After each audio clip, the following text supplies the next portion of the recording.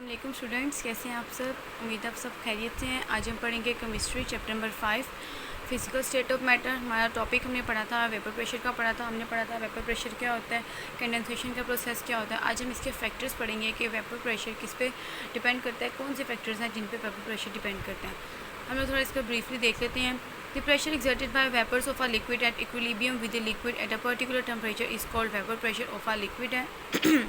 हमने क्या पढ़ा था, हमने पढ़ा था, थोड़ा ये रिवाइज़ कर लेते हैं। हमने पढ़ा था हमारे पास एक बीकर, इसमें मॉलिक्यूल्स हमारे पास लिक्विड के काइनेटिक एनर्जी बॉटम पे लो होती है, मिड में एवरेज होती है और सरफेस ऑफ वाटर पे काइनेटिक एनर्जी ज़्यादा होती है। जब हम हीट प्रोवाइड इसको करते हैं तो क्या होता है, जो लो काइनेटिक एनर्जी वाले मॉलिक्यूल्स होते हैं वो एवरेज काइनेटिक एनर्जी के साथ कोलाइन करते हैं, और जो एवरेज मॉलिक्यूल्स होते हैं वो हाई जो काइनेटिक एनर्जी होती है उसके साथ कोलाइड करते हैं। ठीक है।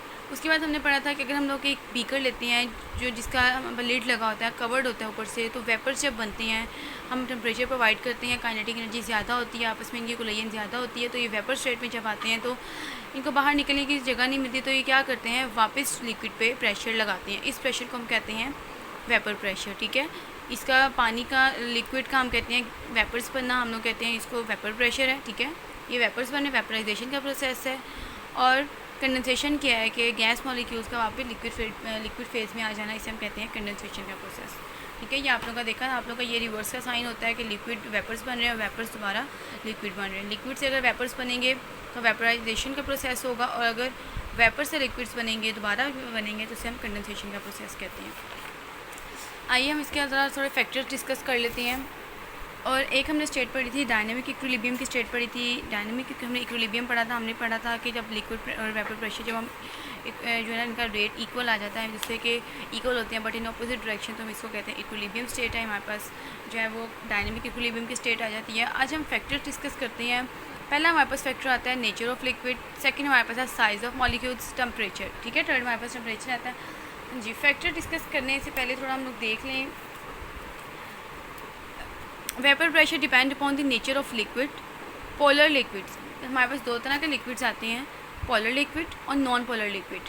ठीक है। पोलर लिक्विड क्या है, पोलर लिक्विड ऐसे लिक्विड होते हैं जिनमें पोलर कोवलेंट बॉन्ड्स होते हैं, और नॉन पोलर लिक्विड इस तरह के होते हैं जिसमें नॉन पोलर कोवलेंट बॉन्ड होते हैं। पोलर कोवलेंट बॉन्ड और नॉन पोलर कोवलेंट बॉन्ड का कॉन्सेप्ट आपको बहुत अच्छे तरीके से पढ़ाया गया था।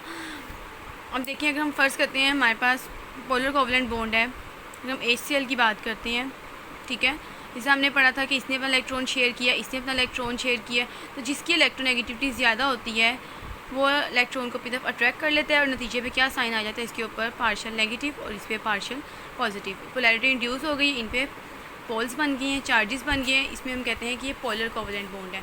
लेकिन अगर हम बात करते हैं क्लोरीन की, Cl2 की, तो हमारे पास क्लोरीन की बॉन्डिंग किया है हमारे पास। ठीक है। क्लोरीन के दोनों में आउटर मोस्ट शेल में 7 इलेक्ट्रॉन्स हैं, दोनों ने अपने इलेक्ट्रॉन शेयर किए हैं, लेकिन इलेक्ट्रोनेगेटिविटी इनकी वैल्यूज सेम है, जिसकी वजह से कोई भी इसको मुकम्मल तौर पर अपनी तरफ अट्रैक्ट नहीं कर सकता। तो ये हम इसे क्या कहते हैं, नॉन पोलर कोवलेंट बॉन्ड है, क्योंकि अगर वो अट्रैक्ट करता तो ही पॉजिटिव और नेगेटिव चार्जेस आने थे, जिस तरह हाइड्रोजन और क्लोरीन में आ रहे हैं। ठीक है। हाइड्रोजन की इलेक्ट्रोनेगेटिविटी क्लोरीन के मुकाबले में कम होती है, जिसकी वजह से क्लोरीन अपना जो इलेक्ट्रॉन है उसको अपनी तरफ अट्रैक्ट कर लेता है, जिसकी वजह से इसके ऊपर पार्शियल नेगेटिव और हाइड्रोजन के ऊपर पार्शियल पॉजिटिव चार्ज आ जाता है। क्लोरीन जो हमारे पास केस में दोनों की इलेक्ट्रोनेगेटिविटी वैल्यूज सेम है, जिसकी वजह से कोई भी इसको अट्रैक्ट नहीं करेगा। जब अट्रैक्ट ही नहीं करेगा तो साइन भी नहीं आएंगे। ठीक है। ये नॉन पोलर कोवलेंट बॉन्ड है। अब हमारे पास देखें, जो पोलर लिक्विड होती हैं उनमें वेपराइजेशन का प्रोसेस कम होता है as compare to non polar liquid. क्यों होता है, क्योंकि जो पोलर लिक्विड्स होते हैं इनके दरमियान जो होते हैं चार्जेस होते हैं, इनमें फोर्स ऑफ जो इंटरमोलिकुलर फोर्सेस होती हैं वो as compare to non polar compounds बहुत ज़्यादा होती हैं, इनमें इंटरमोलिकुलर फोर्सेस ज़्यादा होती हैं। हमने क्या पढ़ा था कि जब हमारे वेपराइजेशन का प्रोसेस होता है तो यहाँ पे इंटरमोलिकुलर फोर्सेस होती हैं इन मॉलिक्यूल्स के दरमियान आपस में। ठीक है। जब हम ज़्यादा हीट देती हैं तो इंटरमोलिकुलर फोर्सेस वीक होती हैं। ठीक है। वीक होती हैं, फिर आहिस्ता आहिस्ता जो होती है वो ब्रेक डाउन होना शुरू हो जाती हैं। पोलर लिक्विड में इंटरमोलिकुलर फोर्सेस ज़्यादा होने की वजह से, उनकी बॉन्डिंग स्ट्रॉन्ग होने की वजह से वेपराइजेशन का प्रोसेस बहुत कम होता है। और नॉन पोलर लिक्विड में जब पोल्स ही नहीं बनेंगे, चार्जेस ही नहीं होंगे, तो इंटरमोलिकुलर फोर्सेस वो भी कम होंगी, बहुत ज़्यादा वीक होंगी, जिसकी वजह से वेपराइजेशन का प्रोसेस ईजीली होगा और जो वेपर्स हैं वो ईजीली बीकर से स्केप आउट हो जाएंगे। होप सो आप लोगों को ये क्लियर हो गया होगा। ठीक है। यहाँ से हम देख लें, vapour pressure depend upon the nature of a liquid. Polar liquid have low vapour pressure than non polar liquid at the same temperature. ये आप लोगों का क्वेश्चन भी है कि वाई पोलर लिक्विड यहाँ पे यहाँ पोलर लिक्विड्स हैं हैव लो वेपर प्रेशर, ठीक है। Why polar liquids have low pressure than non polar, ये आप लोगों का क्वेश्चन भी बनता है। इसका आंसर आपको यहाँ से है, this is because of strong intermolecular forces between the polar molecules of liquids. For example water has less vapour pressure than that of alcohol at same temperature. Water में क्यों होता है less vapour pressure? Because water में hydrogen bonding present होती है, strong intermolecular forces present होती है as compare to alcohol. जब इंटरमोलिकुलर फोर्सेज इसमें स्ट्रॉन्ग है, हाइड्रोजन बॉन्डिंग स्ट्रॉन्ग है, इट्स मीन के वेपर्स जो हैं वो एस्केप आउट होने से थोड़ी डिफ़िकल्टी होगी, ठीक है। नेक्स्ट हमारे पास आ जाता है साइज़ ऑफ मॉलिक्यूल्स।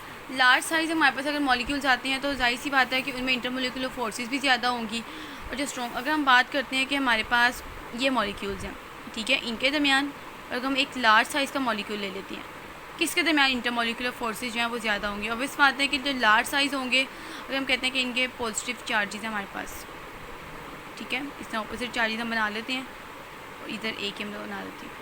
ये देखिए चार्जेस ज़्यादा हैं, इंटरमोलिकुलर फोर्सेज इसमें ज़्यादा हैं। लार्ज साइज़ मॉलिक्यूल्स होते हैं उसमें intermolecular forces as compare to small size molecules वो ज़्यादा होती है, जिसकी वजह से स्मॉल साइज़ जो होते हैं इंटरमोलिकुलर फोर्सेज वीक होती हैं और वो इजीली जो है ना वेपराइजेशन का प्रोसेस कर लेते हैं। लार्ज साइज़ में इंटरमोलिकुलर फोर्सेज ज़्यादा होने की वजह से, स्ट्रॉन्ग होने की वजह से वेपराइजेशन का प्रोसेस जो होता है वो थोड़ा स्लो होता है। Small size molecules can easily evaporate than big size molecules हैं and small size molecular liquid exert more vapour pressure. For example hexane has a small size molecule as compare to decane. ये हमारे पास 6 में आता है, hexane है, ठीक है, ये ज़्यादा, डिकेन जो है ना ये ज़्यादा। Therefore hexane evaporate rapidly and exert more vapour pressure than decane, ठीक है। जाहिर सी बात है कि जो वेपर्स बनेंगे, जो वेपर्स ज़्यादा बनाएगा तो वो कंडेंसेशन का प्रोसेस भी करेगा, वेपर प्रेशर भी उतना ही एक्सर्ट करेगा, ठीक है। जो स्मॉल साइज़ होते हैं उनमें इंटरमोलिकुलर फोर्सेज होती हैं वो वीक होती हैं as compare to large size molecule, जिसकी वजह से स्मॉल साइज़ ईजिली वेपरेशन का प्रोसेस करते हैं और जो लार्ज साइज़ होते हैं वो ज़रा स्लोली करते हैं ये प्रोसेस। टेम्परेचर का हमने पहले भी पढ़ा है। टेम्परेचर का क्या होता है? At high temperature vapour pressure is higher then at low temperature. At elevated temperature the kinetic energy, वही बात आ गई है कि अगर हम बात करते हैं कि हमारे पास हीट हमने प्रोवाइड की है, अगर हम कहते हैं हमने हीट बढ़ा दी है, हीट हमने ज़्यादा कर दी है, जब हम टेम्परेचर ज़्यादा प्रोवाइड करेंगे तो मॉलिक्यूल्स की काइनेटिक एनर्जी इंक्रीज़ करेगी। मॉलिक्यूल्स की काइनेटिक एनर्जी इंक्रीज़ करेगी तो ये आपस में कोलाइड करेंगे और हम किसके साथ भी कोलाइड करेंगे? With the walls of the container. ये मॉलिक्यूल्स आपस में कोलाइन करेंगे और उसके बाद वेपर्स की सूरत में बनना शुरू हो जाएंगे, ठीक है। वेपर ज़्यादा, जैसे जैसे हम टेम्परेचर ज़्यादा करते जाएंगे उतने ही ज़्यादा वेपर्स बनते जाएंगे। तो टेम्परेचर और वेपर प्रेशर में क्या होता है? डायरेक्ट रिलेशन होता है। जितना हम लोग टेम्परेचर प्रोवाइड करेंगे वेपर्स भी उतने ही बनते जाएंगे। जाहिर बात है वेपर बनेंगे तो वेपर प्रेशर भी बनेगा, उतना ही एक्सर्ट करेगा pressure. At high temperature vapour pressure is higher then at low temperature. At elevated temperature the kinetic energy of the molecules increase enough to enable them to vaporise and exert pressure. ये आप देखें कि हमें temperature provide करते गए हैं, molecules की कोलाइन ज़्यादा हो गई है, ये वेपर्स बन रहे हैं। उसके बाद जब उनको बाहर निकलने की जगह नहीं मिली तो वो क्या करेंगे? लिक्विड पर फोर्स एक्सर्ट करेंगे, जिसे हम कहते हैं वेपर प्रेशर। टेम्परेचर ज़्यादा होगा तो वेपर ज़्यादा बनेंगे और वेपर प्रेशर ज़्यादा होगा। कंडेंसेशन का प्रोसेस तो हम देखते हैं कि एक टाइम आता है कि इक्वल हो जाता है, डायनेमिक इक्विलिब्रियम की हमने स्टेट भी पढ़ी थी। होप्स आप लोगों को ये चीज़ समझ आ गई होगी, ठीक है। ये हमारा था आज वेपर प्रेशर्स के हमने थोड़े फैक्टर्स पढ़े हैं, ये आप लोगों ने इसको अच्छी तरीके से याद करनी है। वेपर प्रेशर है वो किस तरह इसके नेचर है, किस तरह वो डिपेंड करता है, नेचर ऑफ लिक्विड पे क्या डिपेंड करता है। अगर पोलर लिक्विड है तो वो लेस वेपराइजेशन होती है। क्यों होती है less vaporisation? Due to presence of strong intermolecular forces. और अगर हम कहते हैं नॉन पोलर लिक्विड है तो वो मोर वेपराइज है ड्यू टू कहते हैं ना वीक इंटरमोलिकुलर फोर्सेस। उसके बाद हमने साइज़ ऑफ मॉलिक्यूल्स पढ़ा है। साइज़ ऑफ जो है ना वो स्मॉल साइज़ जल्दी जो है वो एवेपोरेट हो जाते हैं, rapidly evaporate due to presence of weak intermolecular forces हैं। और जो हम कहते हैं लार्ज साइज़ है, जाहिर बात है साइज़ मॉलिक्यूल का साइज़ बढ़ा तो इंटरमोलिकुलर फोर्सेस भी ज़्यादा होंगी। जब फोर्सेस ज़्यादा होंगी इट्स मीन कि उसको एवेपोरेट होने में थोड़ी डिफ़िकल्टी होगी। और टेम्परेचर जो वेपर प्रेशर का डायरेक्ट रिलेशन होता है, टेम्परेचर हम बढ़ाएंगे तो वेपर्स भी ज़्यादा बनेंगे। ये आप लोगों का टॉपिक है, इसको अच्छे तरीके से आपने याद करना है। आपकी डायग्राम देख लें, नहीं तो जो मैंने डायग्राम आप लोग बनवाई थी वो भी बना सकते हैं, वो भी ईजी है।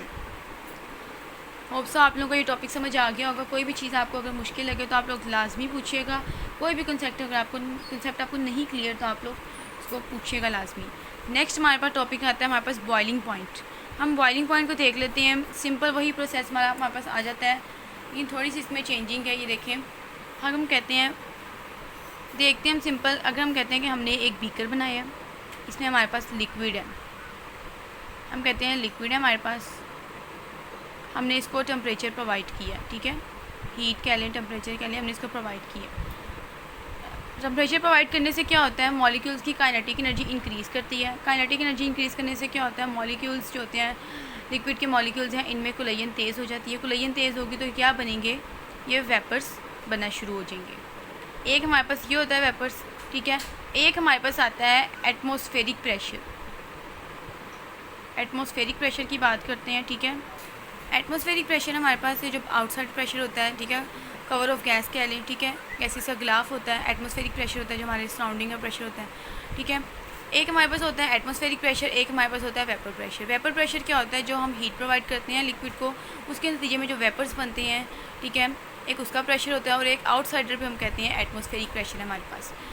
अब देखें, जहाँ जैसे यहाँ से हम कहते हैं कि वेपर्स बन रहे हैं, तो ये एटमॉस्फेरिक प्रेशर होता है, वो इन वेपर्स प्रेशर पे अपनी फोर्स एक्सर्ट करता है ताकि ये वेपर्स बाहर ना निकल सके, ठीक है।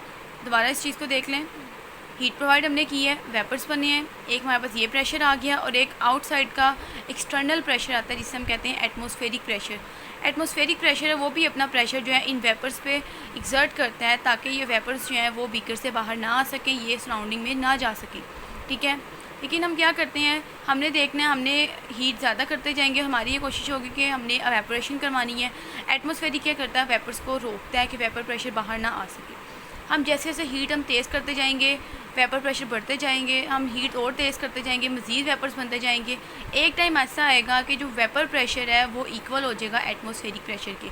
अगर हम फ़र्ज़ कर लेते हैं कि बाहर जो हम प्रेशर कह देते हैं, हमारे पास 4 ATM लगा लेते हैं, हमारे पास प्रेशर है, ठीक है, और यहाँ का जो प्रेशर है हमारे पास पहले क्या था, 2 ATM, ठीक है। अब हम कहते हैं कि हमने मोर हीट प्रोवाइड की, हमने और हीट प्रोवाइड की है, तो क्या हो गया, वेपर प्रेशर इंक्रीज़ हो गया, इंक्रीज़ हो गया 3 ATM हो गया। हमने और हीट प्रोवाइड की है तो क्या हो गया, 4 ATM। हम इतनी हीट प्रोवाइड करते जाएंगे कि हमारे वेपर्स जो हैं वो सराउंडिंग में चले जाएं, बाहर चले जाएं। इसके लिए हम क्या करते हैं कि हम ज़्यादा से ज़्यादा उसको हीट प्रोवाइड करते हैं और एक टाइम इस तरह का आता है कि वेपर प्रेशर और एटमॉस्फेरिक प्रेशर जो है ना वो एक दूसरे के इक्वल आ जाते हैं। इस स्टेट को हम कहते हैं बॉइलिंग पॉइंट, कि हमारा जो वाटर है, हमारा लिक्विड है, वो बॉयल होना शुरू हो जाता है, उबलना शुरू हो जाता है, उसमें से धुआं निकलना शुरू हो जाता है। इस पॉइंट को हम कहते हैं बॉइलिंग पॉइंट। आप लोगों ने जब भी पढ़ा हुआ है बॉइलिंग पॉइंट, पिछली क्लासेस में पढ़ा हुआ है, थोड़ा शॉर्ट में हम देखते होते हैं, लेकिन वो कहते हैं कि कोई भी ऐसा टेम्परेचर है जिस पे कोई भी लिक्विड बॉयल हो जाता है, उसे हम कहते हैं बॉइलिंग पॉइंट। यहाँ पे भी बिल्कुल ऐसा ही है, कोई भी लिक्विड है जब बॉयल होता है, लेकिन हमने प्रोसेस पढ़ा हुआ है इसमें ये किस तरह बॉयल होता है, किस तरह नहीं होता। यहाँ पे देखने हैं कि हमारे पास क्या है, वेपर्स बनते हैं, हमने टेम्परेचर प्रोवाइड किया लिक्विड को, वेपर्स बने हैं। एक हमारे पास आ जाता है वेपर प्रेशर, एक हमारे पास होता है एक्सटर्नल प्रेशर जिसे हम एटमॉस्फेरिक प्रेशर कहते हैं, जिसे हम कवर ऑफ ग्लास भी कहते हैं, गैसेस का कवर भी कहते हैं, ठीक है। हमारे पास जब वेपर्स बने हैं तो एक प्रेशर वेपर प्रेशर का है, ठीक है, और एक हमारे पास एटमॉस्फेरिक प्रेशर का एक्सटर्नल प्रेशर है जो इन वेपर्स पे फोर्स अपनी एक्सर्ट करता है, अपना प्रेशर लगाता है कि ये वेपर्स बीकर से बाहर ना आ सकें। हम मज़ीद टेम्परेचर प्रोवाइड करते जाते हैं तब तक हमारे पानी में बॉयल ना आ जाए, हम मज़ीद टेम्परेचर प्रोवाइड करते हैं और एक टाइम इस तरह का आता है कि जो हमारा वेपर प्रेशर होता है वो इक्वल हो जाता है एटमॉस्फेरिक प्रेशर के। इस स्टेट को हम कहते हैं बॉइलिंग पॉइंट। यहाँ से आप देख लीजिए, when a liquid is heated it's molecules gain energy. वही बात आ रही थी कि हम लिक्विड को जब हीट करते हैं तो उसके मॉलिक्यूल्स एनर्जी गेन करते हैं, उसकी काइनेटिक एनर्जी ज़्यादा हो जाती है।